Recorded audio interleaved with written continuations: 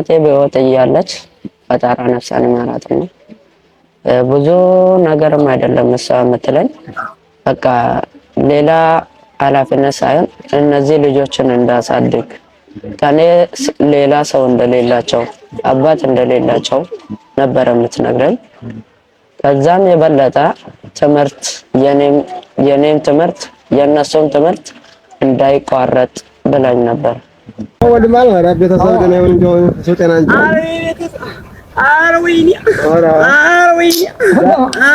ዛሬ ግን መግዛት ምን ብለህ አንተ ማታተህ ሄደህ ሰጠህ አንተ ሂድ አለኝ። ሂድና ጓደኛ ያለኝ አዳል ይሄ የፍቅር የህይወት ታሪክ ረጅም ጊዜ እንግዲህ ፍቅረኛውን እየፈለገ ተስፋ አልቆርጥም አንድ ቀን ትመጣለች እያለ እየጠበቀ የሚገኝ ሰው ነው። እንግዲህ ሰው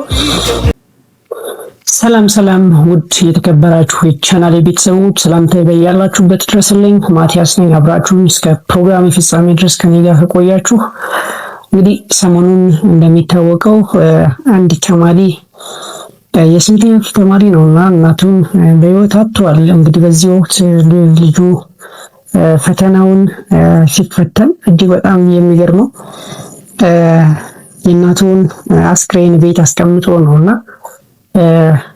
ከቀብር በፊትም ከቀብር በኋላም እንግዲህ መፈተን የቻለው እጅግ በጣም አነጋጋሪ ነው። እንዴት ሊሆን ቻለ የሚል ጥያቄ ሁላችንም ላይ ጭሮብናል። ግን እንደሚታወቀው አንዳንዴ ህይወት ሁሉም ነገር ምስቅልቅል ሲል እግዚአብሔር ደግሞ የሚያጽናና ልብ ይሰጠናልና እጅግ በጣም ያልተጠበቀ ፍጹም እንግዲህ የአእምሮም የስነ ልቦናም ጥንካሬ ያለው ልጅ እንደሆነ የሚያሳይ ቪዲዮ ነው የወጣው ማለት ነው። ከዚህ ጋር በተያያዘ የልጁ አንደበት እናቱ እንግዲህ በህይወት እንዳለች አንዳንድ ነገሮችን እንዲያስተካክልና በትምህርቱም ሆነ የሌሎች የወንድም እህቶቹ ኃላፊነት እንዳለበት ጭምር አስጠንቅቀው እንደነበር ልጁ በአንደበቱ ይገልጻል። እስኪ ምን አለ የሚለውን ከሱ አንደበት ሰምተን እንመለስና የኛንም ሐሳብ የሚሰጥበት ይሆናል። አብራችሁን ቆዩ። እናቴ በህይወት እያለች ፈጣራ ነፍሷን ይማራትና ብዙ ነገርም አይደለም እሷ የምትለኝ በቃ ሌላ ኃላፊነት ሳይሆን እነዚህ ልጆችን እንዳሳድግ ከኔ ሌላ ሰው እንደሌላቸው አባት እንደሌላቸው ነበር የምትነግረኝ። ከዛም የበለጠ ትምህርት የኔም ትምህርት የነሱም ትምህርት እንዳይቋረጥ ብላኝ ነበር። እኔም የሷን አደራ ለማሟላት እሷ በሞተችበት ቀን እሷን እዚህ ትቼ ሄጄ የመጀመሪያውን ፈተና ተፈትኜ ነበረ። ከዛም ስመለስ የቀብር ስነ ስርዓት አድርግቼ ከዛው ተመልሼ ሁለተኛውን ፈተና ሄጄ ተፈትኜ መጣ። ወቅቱ የነበረው ሁኔታ በጣም ተከፍቼ ነበረ። ግን ሆኖም ተረጋግቼ መፈተኔ ያመጣው የእሷ አደራ ነው። ለዛ ነው እኔም ተፈትኜ ተቀምጬ የተፈተንኩት ማለት ነው። ለእሷ አደራ ነው እንጂ እኔ በዛ ቀን የመፈተን ስሜት ተውና ማለት ነው።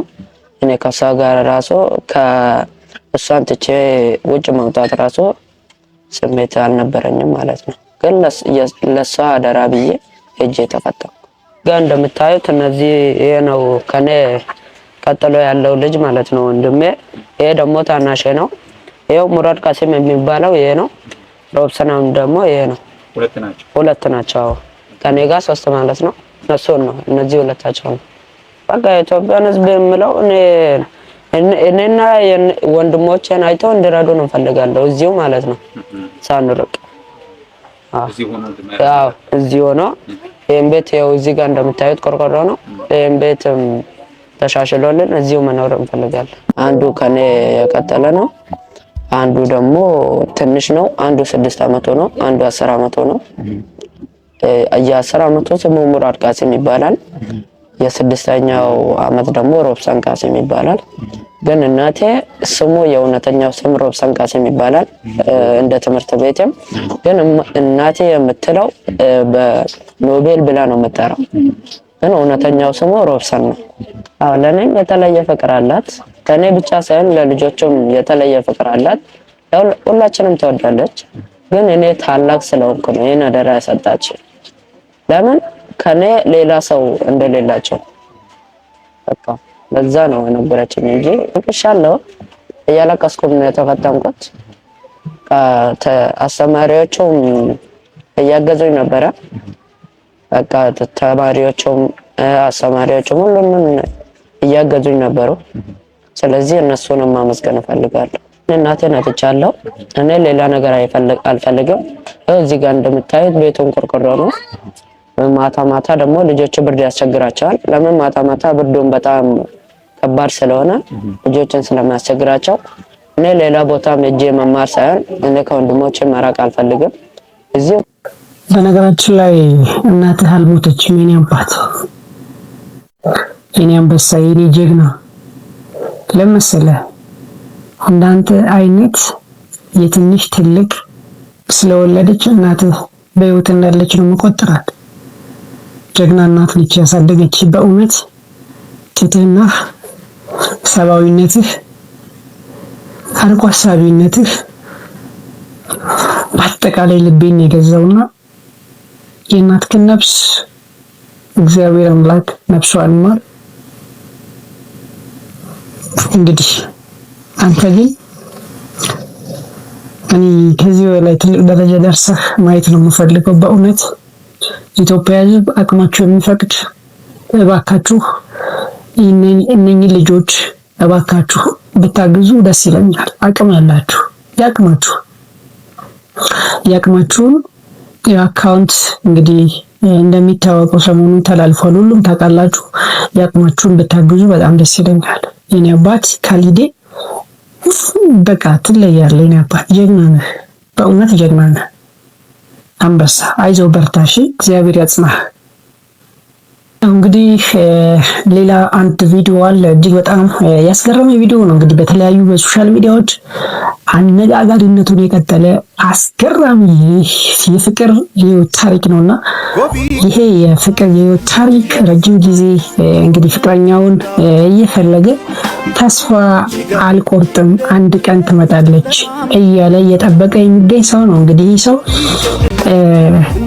በጣም ያሳዝናል በእውነት። ምናልባት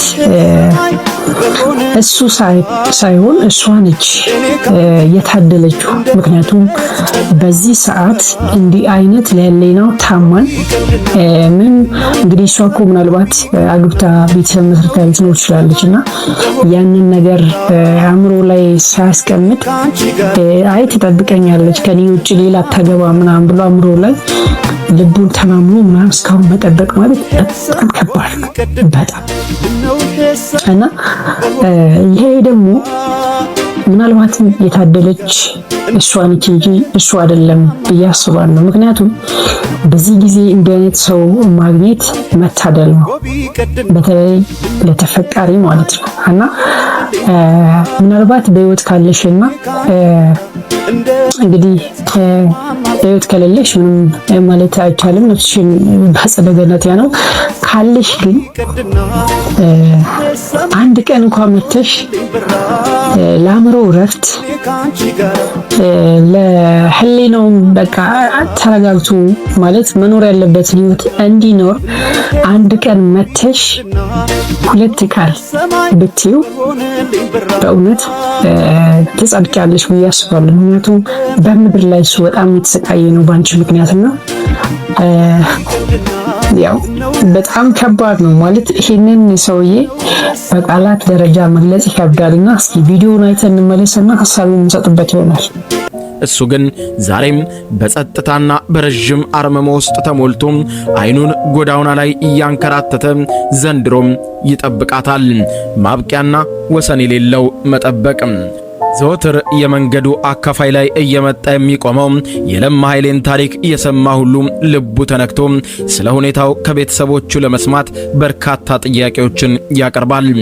በአንድ ወቅት ከሸገር ኤፍኤም የተጠየቀው የለማ ኃይሌ ወንድም ከበደ ኃይሌ ስለ ሁኔታው ብታስረዳን፣ ወንድምህ ለመሆኑ ምን ሆኖ ነው በሚለው ጥያቄ ከሸገር ኤፍኤም ቀርቦለት ወንድሙ ከበደ ኃይሌ ስለ ወንድሙ ለማ ኃይሌ እንዲህ በማለት ለሸገር ኤፍኤም አስረድቷል። እንደሚያፈቅር አንድ ፍቅረኛ እንደነበረች አውቃለሁ። ፍቅረኛው ጋር በመካከል ላይ የመለያየት ችግር እንደመጣ ከዛ በኋላ ሶሻሊ ዲፕሬስድ መሆን አይነት ባህሪ እንዳመጣ ማትሪክ መውሰድ ይፈልግ ነበር። ማትሪክ መውሰድ አልቻለም። የዛን ጊዜ በቃ የተስፋ መቁረጥ ከባድ ዲፕሬሽን አለው። ራሱን ከሰው አገለለ። ቦታው ላይ ከቤት ወጥቶ እዛች ቦታ ላይ ይቆማል። ረጅም ጊዜ እዛ ቦታ ይቆማል። ቤት ይገባል፣ ይወጣል፣ ይገባል። እኛ ቤት መታጠፊያ መግቢያ ላይ ናት። መንገድ ላይ ነው የሚቆመው። አሁን ያለው ሁለት ቦታ ተከፈለ መንገዱ። በፊት አንድ አስፋልት ናት ያለችው። ያንን ተሻግሮ ቆሞ እዛቸው ጋር ይቆማል። አሁን ቤት ስንቀየር ይሄን ቦታ ስለለመደው ያቺ ቦታ ላይ በቃ ሀቢት ሆኖበታል።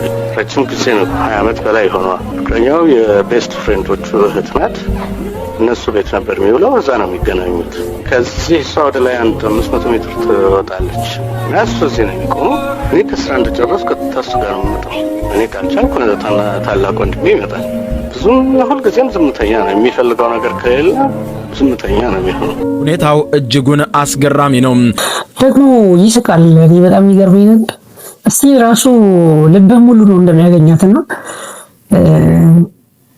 እኔ አንዳንዴ እግዚአብሔር ምስክሬ ነው ማለት ሰው ማለት ራሱን መግዛት የሚችል ሰው ምን አይነት መታደል ነው። ከተለያዩ ስሜቶች ራሱን ታጥቦ ራሱን መግዛት የሚችል ሰው ምን አይነት እግዚአብሔር ያደለው ነው። በእውነት ያስቀናል በጣም። እና እስኪ እናንተም የተሰማችሁን ሀሳብ አስተያየት በኮሜንት ቦክስ አስቀምጡልኝ። እንግዲህ ሰሞኑን እጅግ በጣም አነጋጋሪ የሆነ አንድ ቪዲዮ ሜንሽን አድርገውኛልና ለመዳበሪያ መግዣ ብሎ ያመጣውን 10,000 ብር ነው እንግዲህ በርካሽ 7,000 ብር ልግዛለህ ብሎ አጭበርብሮት ሌቦቹ እንደወሰዱበት የሚናገረውና ሰውዬው በጣም ነርቨስ ሆኗል፣ ስሜታዊ ሆኗል፣ በጣም እያለቀሰ ነው ምናምን፣ በጣም ሮሮ እያበዛ ነው እና በጣም ሰውዬውን ማግኘት አልቻለም። እኔ በነገራችን ላይ በራሴ የሆነ ነገር ማድረግ ፈልግ ነበርና አካውንት እየፈለግን ምንም ልናገኘው አልቻለም። እስኪ ቪዲዮውን አይተን እንመለስና ሀሳብን የምንሰጥበት ይሆናል።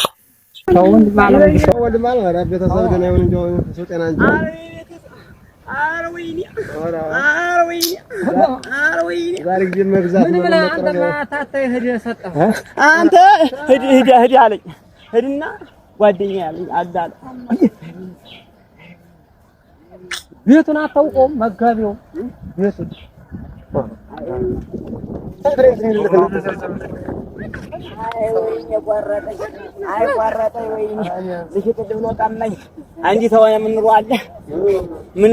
ምን ብለህ አወጣህ ሰጠኸው? ምገዛ ብዬ በ7,000 ብር አወጣህ። ባዶ ሜዳ ሰጠኸው። አሁን በ7,000 ልጅ ትታለች። አዎ ዩሪያ ለጓደኛ ሰጠኸው እኮ ልጅው አንተ ልንገርህ። አሁን ልጅ ታወካች ማለት አሁን እኔ አንተ ፎቶ እንትያለሽ በትክክሉ አሁን አንድ ቀጭን ነው ያልኩህ። አዎ ስለዚህ ማመጣጥ በዛች ነው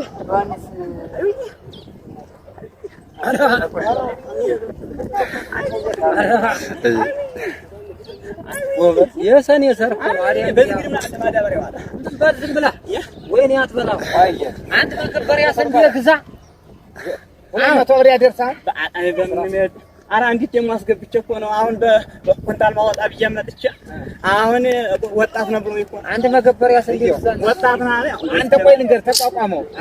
አሁን አንተ አገኛለሁ አንተ ወጣው እኮ ሰውነት 10,000 እኮ ይጠይቃል። አሁን አንተ መቋቋም አለብህ። ስንት ሰው ነው በባለፈው ይሞታል። እንደነዛ ደግሞ እንትን ማለት አለብህ ማሰብ አልቤን ያልበላን አይዘዋማኝ ማለት የወንድም በቃል የምትዘው ካለ የወንድም ምን አለ ብለን ሳረ ደንቆሮ ነኝ። አረ ደንቆሮ ነኝ። የት ላይ ናችሁ ቤተሰቦች? አረ ማውቀስ ቤተሰቦች አንተ መርገብገው አይደለም። ስማ ያ እንደተመለከታችሁት ነው እንግዲህ